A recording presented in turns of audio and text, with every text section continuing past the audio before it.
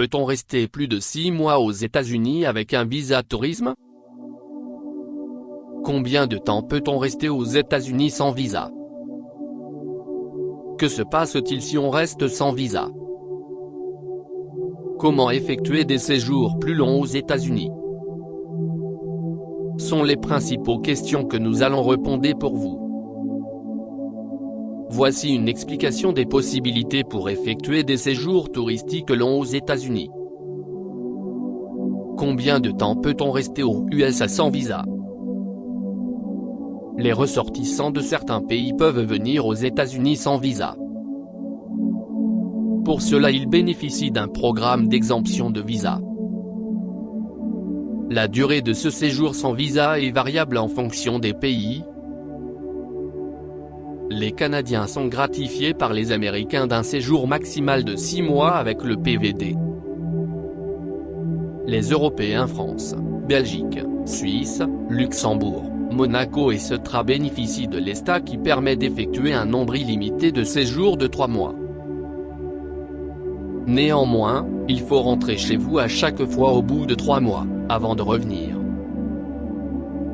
Pour effectuer des séjours touristiques aux États-Unis plus longs que ces programmes ne l'autorisent, il vous faudra un visa.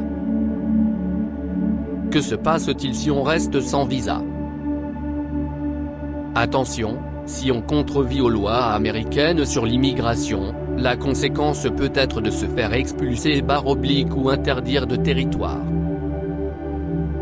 Et si on abuse encore plus, on passe alors du statut de délinquant à celui d'immigré clandestin. Chaque année, quelques milliers de retraités canadiens repoussent les limites de la loi en restant un peu plus longtemps en Floride, passant discrètement la frontière terrestre en auto à leur retour. Mais la majorité ne souhaite pas courir ce risque de devenir persona non grata aux États-Unis, surtout s'ils y sont propriétaires et vraiment on n'encourage personne à ainsi jouer avec le feu, celui de la police américaine comme celui des assurances. Par ailleurs, si vous restez plus de 6 mois aux États-Unis en dehors d'un programme touristique légal, vous devrez alors y payer des impôts.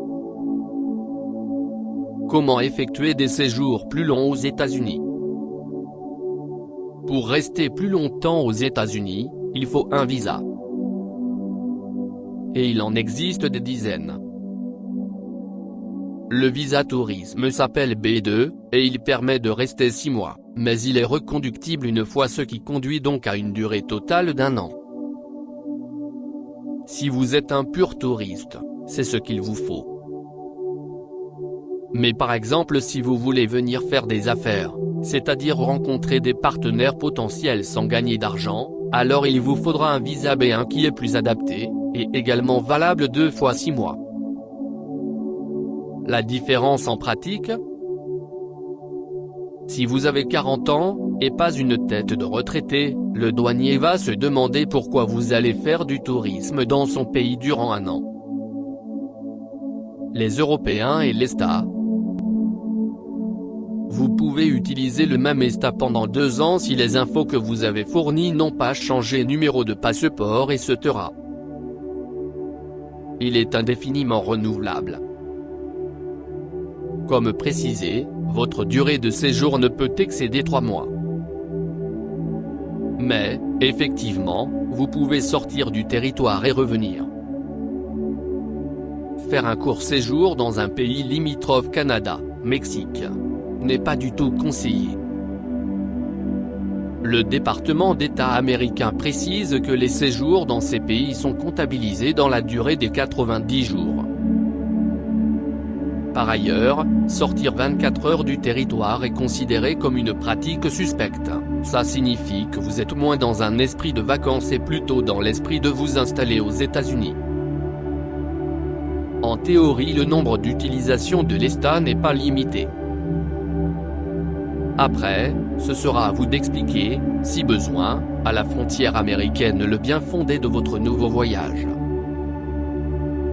Attention aussi d'être bien couvert par les assurances de votre pays d'origine et pour la durée adéquate, en prenant éventuellement une complémentaire. Précision, Si vous êtes entré aux États-Unis avec un ESTA, vous ne pourrez pas demander un visa une fois sur place afin de prolonger votre séjour. Vous devrez en ressortir comme prévu à l'échéance de ces 3 mois, ou avant.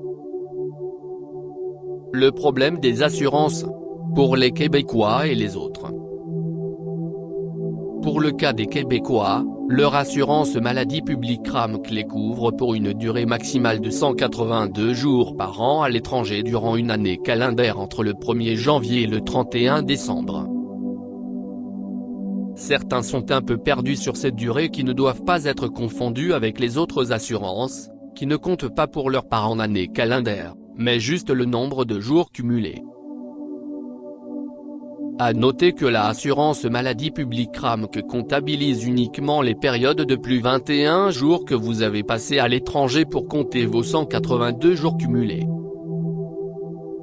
Par exemple, si dans l'année vous avez effectué un voyage de 20 jours à New York, ce ne sera pas intégré aux 182 jours que vous pouvez passer à l'étranger, mais en revanche ce sera compté par les autorités américaines.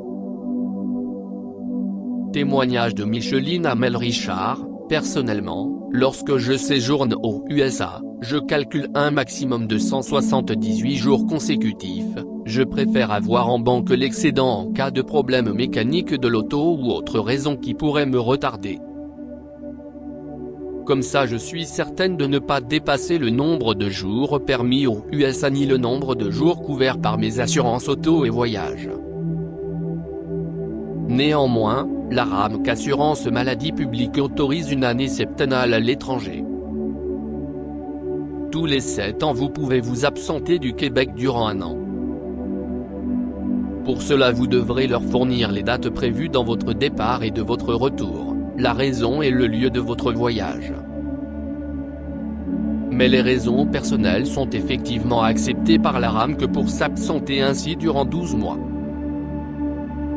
Si vous obtenez un visa tourisme pour rester plus de 6 mois aux États-Unis, quel que soit votre pays d'origine, vous devez également vérifier les détails de votre couverture / assurance médicale, car toute intervention médicalisée aux États-Unis est à un tarif exorbitant, tout le monde devrait le savoir.